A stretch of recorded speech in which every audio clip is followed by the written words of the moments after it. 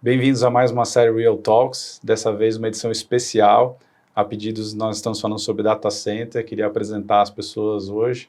Estou aqui eu, Rodrigo Couto, diretor da área de data center na América Latina, Alisson Takano, gerente da área América Latina pela CBRE, e os convidados aqui da Udata, Rafael Bomeni, sócio fundador e CFO também da Udata, Vitor Caran, diretor de expansão da Udata, América Latina, e é um prazer aqui estar com vocês. Acho que é uma história muito bacana, os últimos 10 anos aí, investimentos aí da ordem de 300 milhões juntos, mais de 500 megawatts desenvolvidos, né?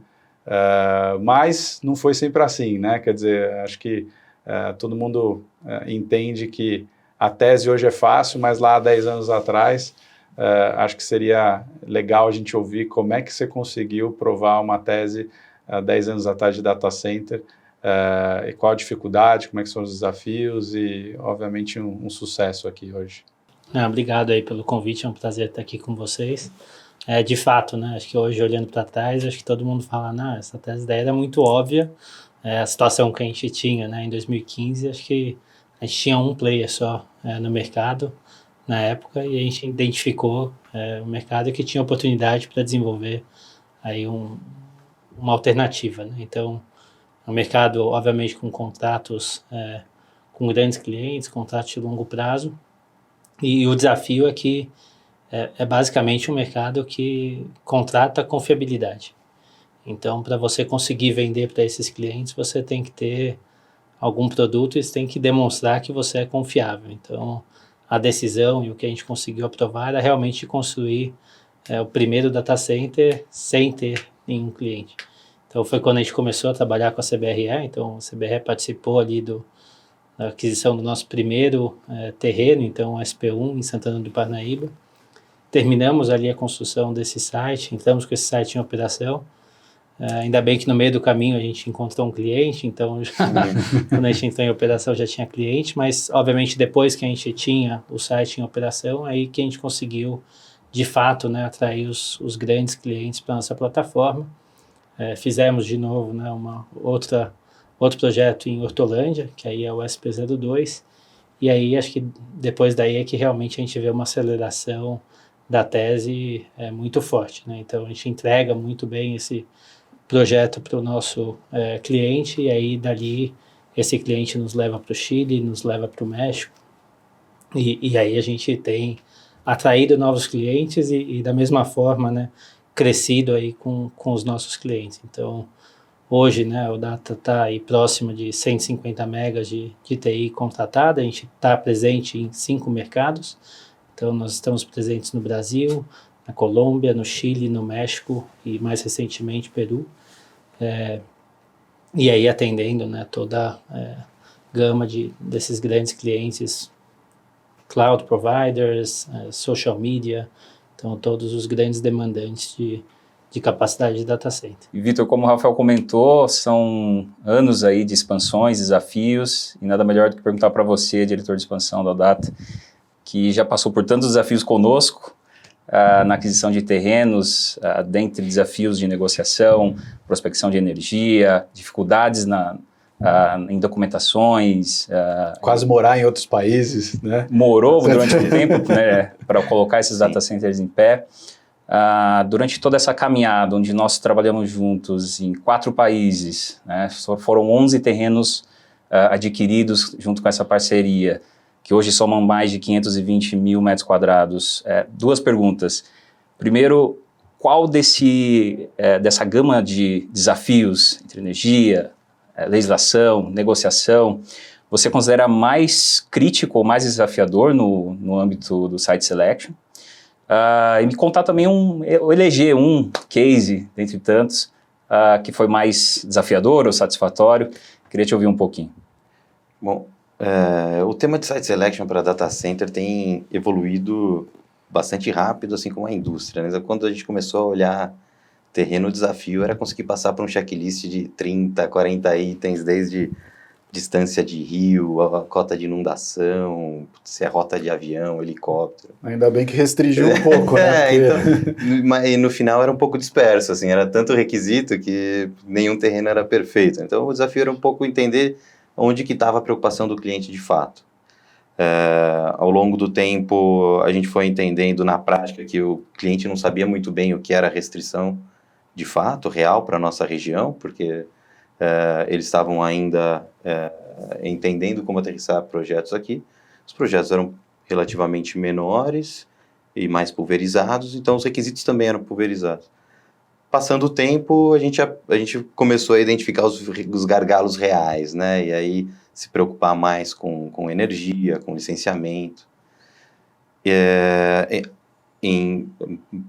Isso daí realmente era o que colocaria de pé ou não os projetos, né? E também a evolução do Site Selection e da nossa inteligência foi acompanhando a evolução dos clientes, que foi nos levando, como o Rafael comentou, para outras geografias. E cada país a gente entendeu que, então, esses pontos críticos eram mais particulares, né? Cada um tinha a sua própria realidade. Vocês cresceram junto com o cliente, entendendo as necessidades dele, e nós entendendo as de vocês. Exato. Né? Então isso foi uma maquininha que foi se retroalimentando, né? Se atualizando. E aí que a gente começou a gerar junto valor para os clientes, né? E em muitos casos, de fato, é aí que gera, onde eles se sentem mais confortáveis quando a gente sugere uma localização, porque eles sabem que a gente está endereçando os problemas reais de cada local, né, de cada geografia, seja um processo de licenciamento específico do Chile, ou uma questão regulatória, ou uma restrição de energia no México, uma Zona Franca na Colômbia. Enfim, então a gente foi evoluindo e hoje em dia eu posso dizer assim, em primeiro lugar capacidade, energia, e aí em segundo você vai endereçando para cada país um tema que é aquele que vai ser o ponto-chave para o sucesso e passa muito por licenciamento, passa muito por esses temas que eu comentei. Bom, case bacana, acredito que o nosso segundo terreno em Santiago mostrou, de fato, acho que a sinergia e a complementariedade da nossa atuação em conjunto, né? Então, a gente tinha um projeto super interessante para bidar em pouco tempo e a gente conhecia muito a dificuldade de desenvolver projeto no Chile, mas não necessariamente estava olhando para a região onde aquele projeto funcionaria. E vocês conseguiram mapear ali algumas opções que a gente já nos direcionou, já endereçando boa parte dos riscos, e em muito pouco tempo a gente deu uma tacada super certeira, que é um projeto que inclusive era o primeiro projeto para um cliente super importante para a gente, e bom, hoje está lá em operação, a gente foi super ágil na aquisição, conseguiu bidar, licenciar o terreno antes mesmo de fechar o contrato.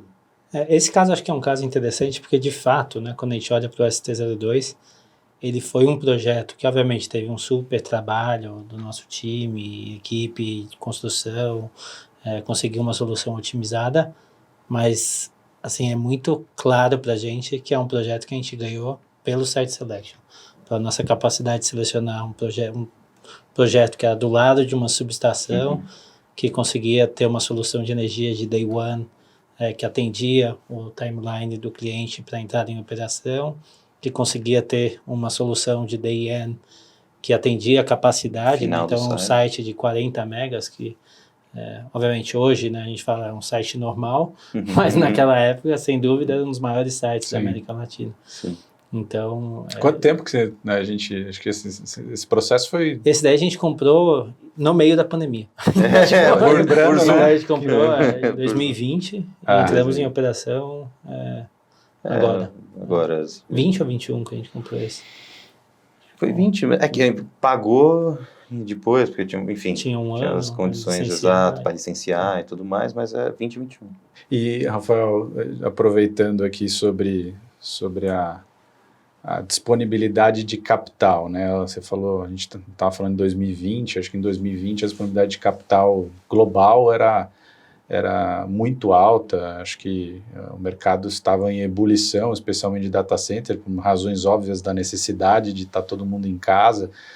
Isso foi um pontapé muito forte para o crescimento do setor.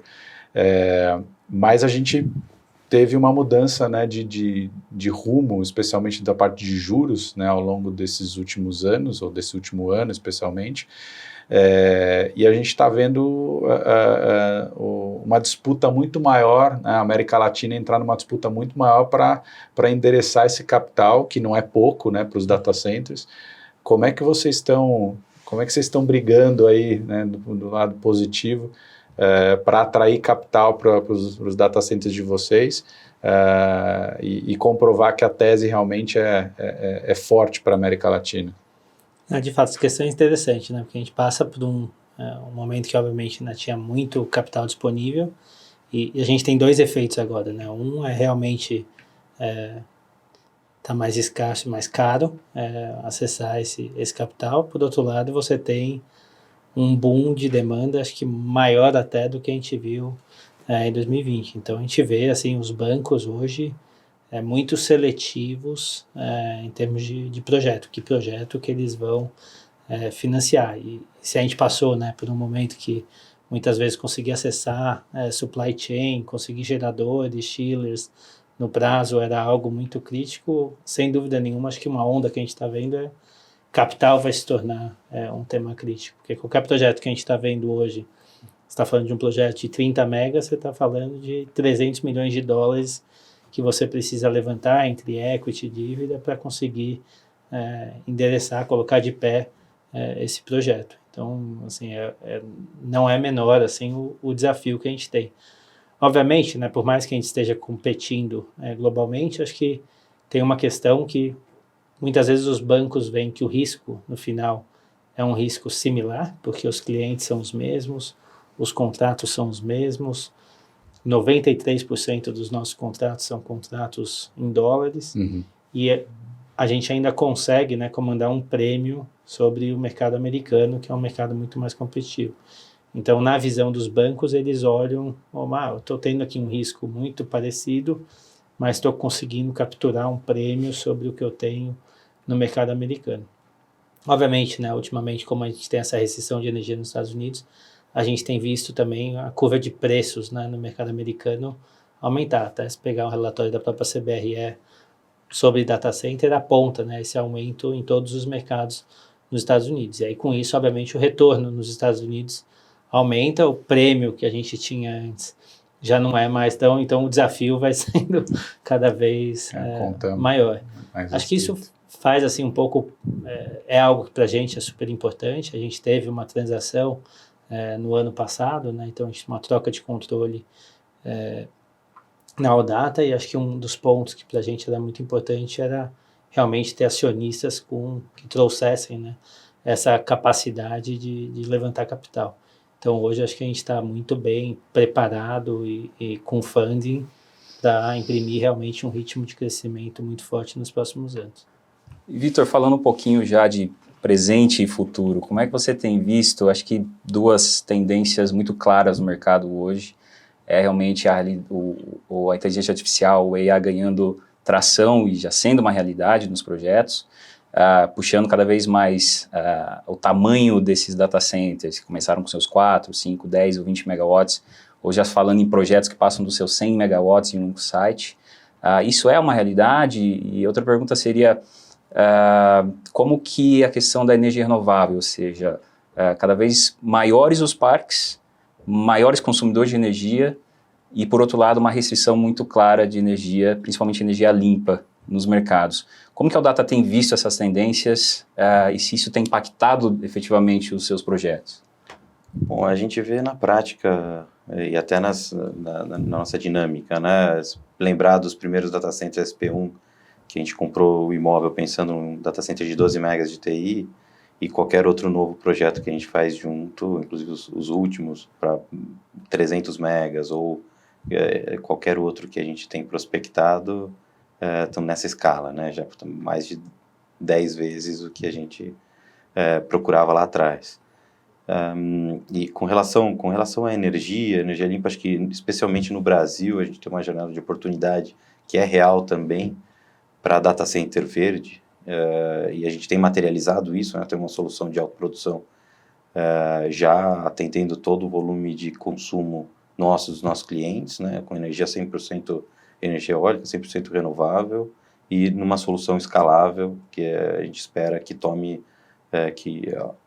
cresça junto com o nosso consumo dos novos projetos, né? No seu ponto, né, de inteligência artificial, acho que sim, a gente começa a ver, então acho que tem demandas, a gente tem visto isso ainda muito dentro, né, do ambiente de nuvem, então a demanda que a gente viu nos Estados Unidos ano passado, e até tem visto esse ano, essa demanda ainda não veio, acho que justamente, acho que essa a oportunidade que a gente vê para o futuro, né? Acho que a gente tem aqui uma disponibilidade de energia limpa incrível, assim, não tem nenhum país que tenha essa disponibilidade, o yield que a gente tem aqui, tanto da energia eólica quanto da energia solar, é uma questão realmente do mercado aqui se preparar para conseguir aterrissar esses projetos. Muito bom. Bom, eu queria agradecer a presença da Odata, em nome da CBRE aqui, nesse estúdio novo aqui. Espero que nós tenhamos mais 10 anos aí de sucesso pela frente, muita história para contar juntos. Muito obrigado, pessoal. Obrigado pelo convite aí, pela oportunidade. Obrigado, pessoal. Parabéns aí pelo programa. Valeu, obrigado. Obrigado.